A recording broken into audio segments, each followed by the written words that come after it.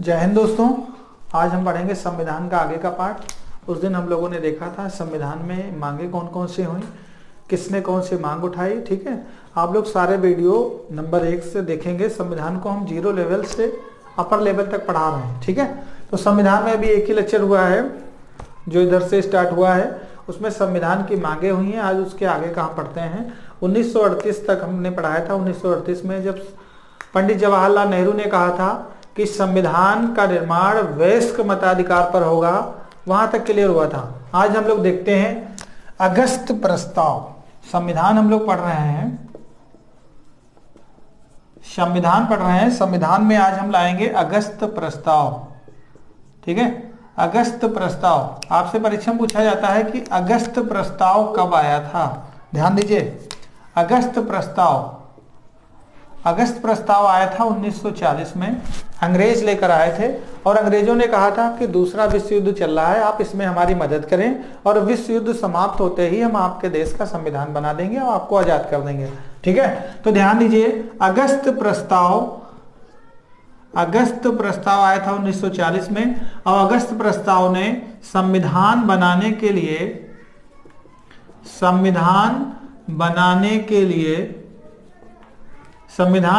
के लिए अंग्रेजों ने भारतवासियों को संविधान निर्माण के लिए अस्थायी मंजूरी दी थी। कैसी मंजूरी दी थी?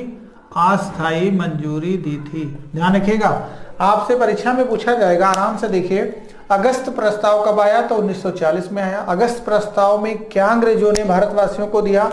तो संविधान बनाने के लिए अंग्रेजों ने अस्थायी मंजूरी दी, मतलब स्वीकार कर लिया कि हम आपके देश का संविधान बना देंगे यदि आप हमारी दूसरे विश्व युद्ध में मदद करते हैं। ठीक है, तो भारतवासियों ने कहा ठीक है, देखते हैं आगे। तो अगस्त प्रस्ताव में 1940 में संविधान बनाने की अस्थायी मंजूरी मिली।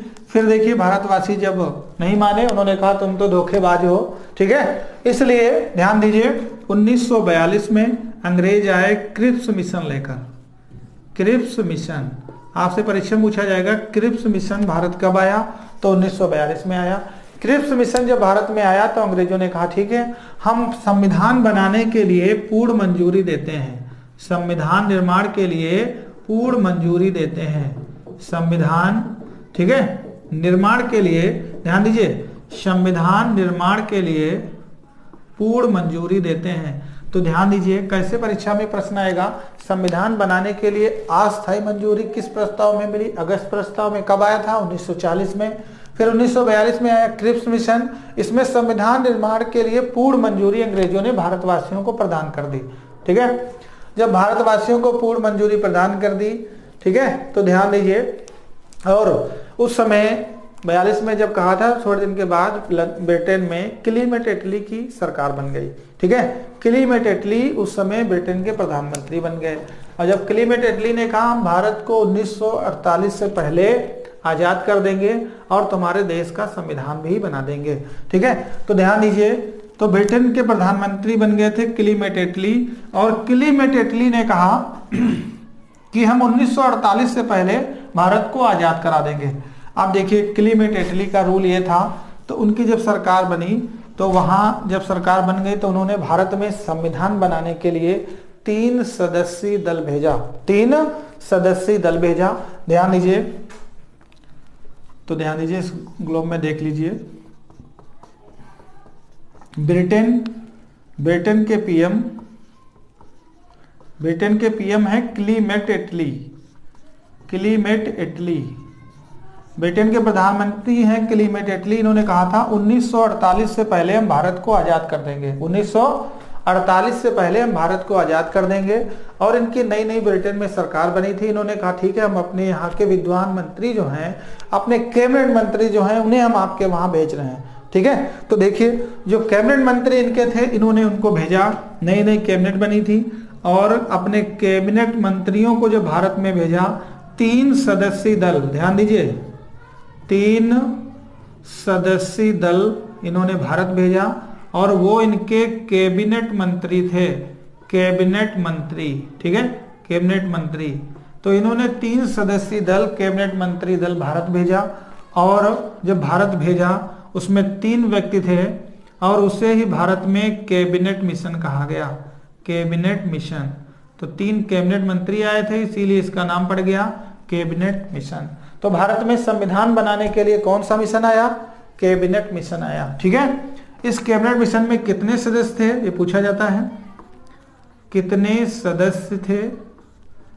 तो इसमें 3 सदस्य थे, 3 सदस्यीय दल आया था, 3 सदस्य थे, उनके नाम देख लीजिए ट्रिक से, PAS, पास। ठीक है, पास हमने लिख लिया। तो सबसे पहला पास से था पैथिक लॉरेंस, पहला जो सदस्य था वो था पैथिक लॉरेंस। दूसरा था AB इलेक्जेंडर, AB इलेक्जेंडर। ठीक है, और दूसरा था स्टेफोर्ड क्रिप्स, स्टेफोर्ड क्रिप्स।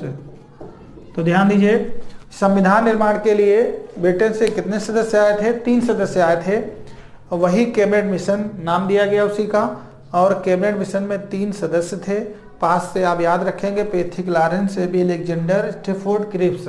इन तीनों में सबसे वरिष्ठ पैथिक लॉरेंस था, यही इसका अध्यक्ष बनाया गया था। तो ध्यान से देखिए, अगस्त प्रस्ताव 1940 में आया, संविधान बनाने के लिए अंग्रेजों ने अस्थायी मंजूरी प्रदान कर दी भारत के लिए। ठीक है, और उसके बाद 1942 में क्रिप्स मिशन आया, तो संविधान निर्माण के लिए पूर्ण मंजूरी अंग्रेजों ने दे दी, तुम्हारे देश का हम पूर्ण तरीके से संविधान बना देंगे। ठीक है, और जब बना देंगे तो ब्रिटेन के प्रधानमंत्री बन गए थे क्लेमेंट एटली, और इन्होंने अपने प्रस्ताव में कह दिया था कि हम 1948 से पहले भारत को आजाद करा देंगे। ठीक है, आजाद कर देंगे। और अपनी कैबिनेट से 3 सदस्यीय दल भेजा, 3 कैबिनेट मंत्री भेजे। इसीलिए भारत में जब ये 3 मंत्री आए उसे कहा गया कैबिनेट मिशन। इस मिशन में कितने सदस्य थे? तो 3 थे, इनके नाम थे पास, Pethick Lawrence, AB Alexander, Stafford Cripps. ठीक है, ये 3 सदस्य थे, इसमें पैथिक लॉरेंस इसका अध्यक्ष था। ये यहां तक क्लियर हुआ। अब इसमें देखिए, जब ये सदस्य आ गए, अब इन्होंने जब भारत आए तब इनको पता चला कि कैसे संविधान का निर्माण होगा। तो इससे पहले आपको पता है 1934 में M.N. रॉय ने कहा था, भारत में जब संविधान का निर्माण होगा तो एक संविधान सभा द्वारा बनाकर किया जाएगा। ठीक है, फिर इतना कह दिए कि संविधान सभा द्वारा बनाकर किया जाएगा, फिर ये नहीं बता पाया कि संविधान सभा कैसे बनेगी।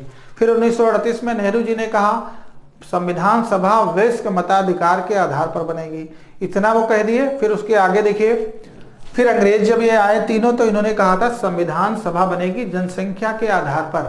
किसके आधार पर? जनसंख्या के आधार पर। तो संविधान सभा बनेगी जनसंख्या के आधार पर। और भारत में उस समय कहा गया कि 10 लाख जनसंख्या पर एक कैंडिडेट चुना जाएगा। ठीक है, 10 लाख की जनसंख्या पर एक कैंडिडेट चुना जाएगा, ये निर्णय लिया इन लोगों ने। ठीक है, तो आगे का देखते हैं हम लोग, ध्यान दीजिए।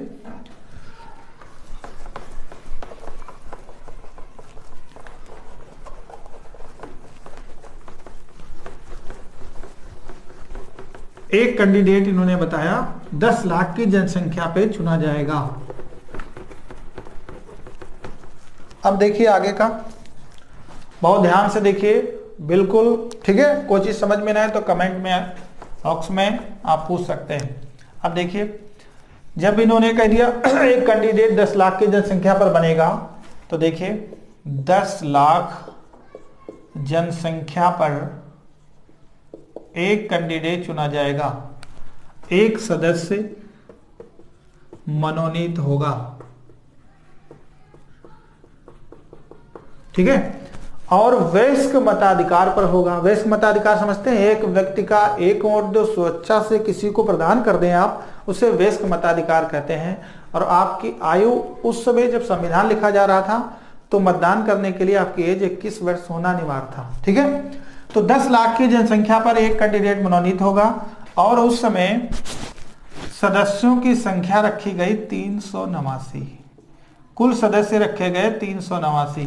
अगर आपसे पूछ लिया जाए संविधान सभा निर्माण के लिए कुल कितने सदस्य रखे गए, तो 389 जनसंख्या के आधार पर। ठीक है, 389 जो सदस्य रखे गए थे उसमें से 3 प्रकार के सदस्य थे।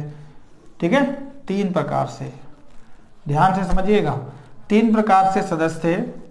एक थे देसी राजा, देसी राजा जो यहाँ पे शासन कर रहे थे, और एक थे, ठीक है, कमिश्नरी क्षेत्र, कमिश्नरी क्षेत्र, कमिश्नरी क्षेत्र आप लोग समझ रहे होंगे, जैसे आजकल संघ शासित प्रदेश हैं, पहले उन्हें कमिश्नरी क्षेत्र बोला जाता था। और एक ब्रिटिश प्रांत जिनमें डायरेक्ट ब्रिटेन का शासन था, ठीक है, ब्रिटिश प्रांत।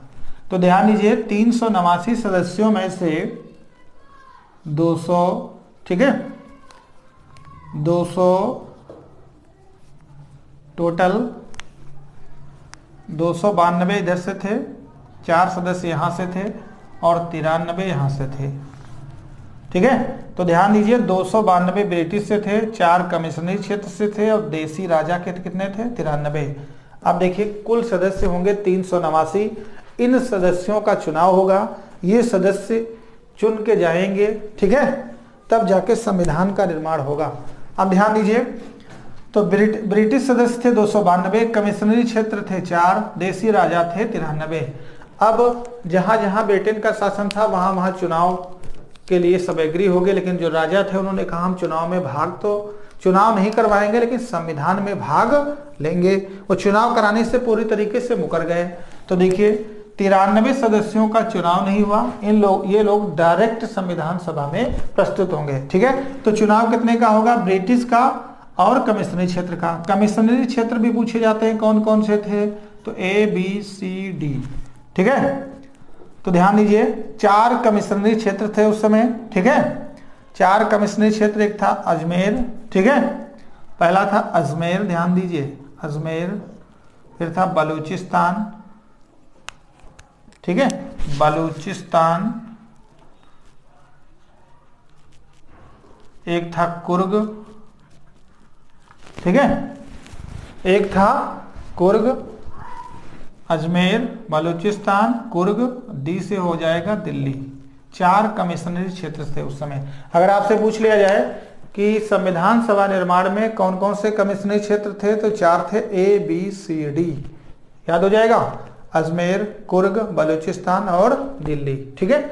अब देखिए इनका चुनाव होगा, इनका चुनाव होगा, तो कुल मिला के 296 सीटों पे चुनाव होगा।